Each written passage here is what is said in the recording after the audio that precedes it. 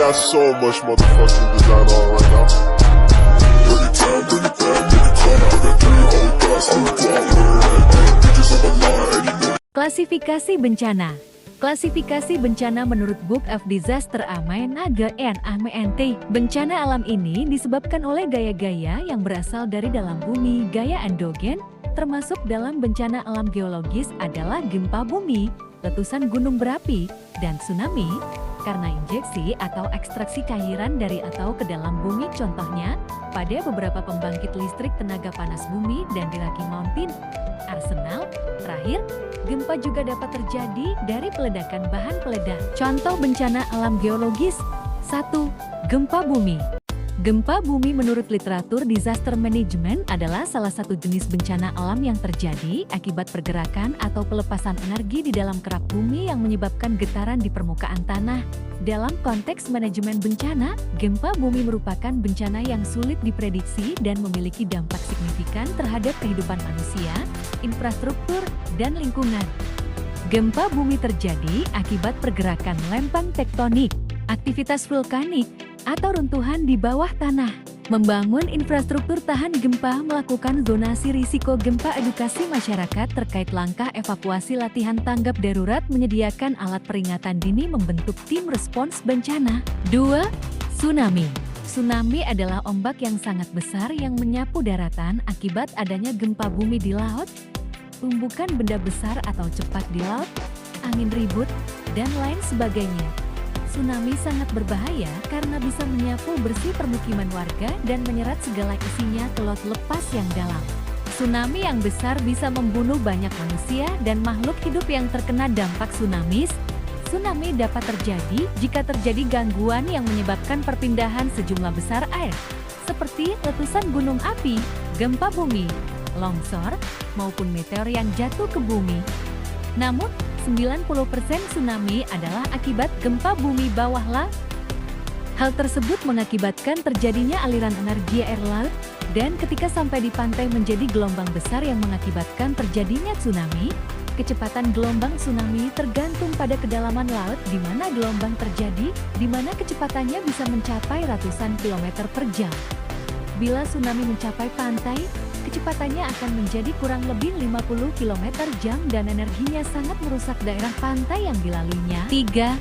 Letusan gunung berapi.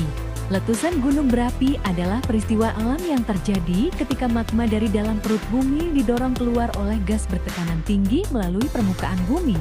Proses ini biasanya disebabkan oleh aktivitas magma dan pergerakan lempeng tektonik. Tabrakan atau pergeseran lempeng bumi menciptakan tekanan besar yang mendorong magma ke permukaan. Gas yang terperangkap dalam magma dapat menyebabkan tekanan tinggi, mendorong magma keluar melalui saluran gunung berapi. Aktivitas seismik di sekitar gunung berapi dapat memicu pergerakan magma menuju permukaan, menyebabkan letusan. Dalam penanganan bencana letusan gunung berapi, terdapat tingkat kewaspadaan yang umumnya diterapkan berdasarkan aktivitas gunung berapi.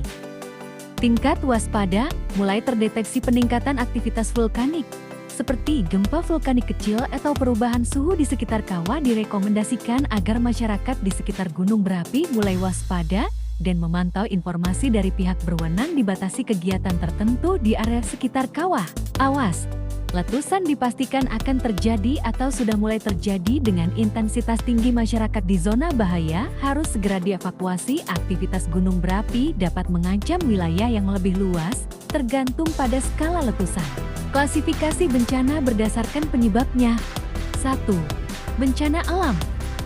Bencana yang disebabkan oleh fenomena atau kejadian alam tanpa campur tangan manusia. Contohnya, geologis berkaitan dengan permukaan bumi, gempa bumi, gunung meletus, tanah longsor. Hidrometeorologis berkaitan dengan air dan cuaca, banjir, kekeringan, badai tropis. Tsunami dapat dikategorikan geologis atau hidrometeorologis, biologis, serangan hama, wabah penyakit pada tumbuhan atau hewan. Kedua, bencana non-alam. Bencana yang terjadi akibat aktivitas manusia, kesalahan teknis, atau faktor lain yang tidak alami. Contohnya, polusi udara, air, atau tanah. 3. Bencana sosial. kadang dikategorikan terpisah dari bencana non-alam. Bencana ini terkait konflik antar individu, kelompok, atau bangsa. Contohnya, kerusuhan sosial, konflik bersenjata atau perang, terorisme. SENDA Framework, Sendai Framework for Disaster Risk Reduction (SFDRF) adalah sebuah kerangka kerja internasional yang dirancang untuk mengurangi risiko bencana. Kerangka ini diadopsi oleh Perserikatan Bangsa-Bangsa PBB pada tahun 2015 di Sendai, Jepang, dan berlaku hingga tahun ke-2030. Tujuan Sendai Framework: 1. Mengurangi risiko bencana secara signifikan melalui pengelolaan risiko yang lebih baik. 2. Meningkatkan keselamatan manusia, infrastruktur, dan lingkungan dari dampak bencana. 3. Menciptakan keberlanjutan pembangunan meskipun menghadapi tantangan resiko bencana. Target global: 1. Mengurangi kematian akibat bencana secara global. 2. Mengurangi jumlah orang terdampak bencana. 3. Mengurangi kerugian ekonomi akibat bencana. 4. Mengurangi kerusakan infrastruktur kritis.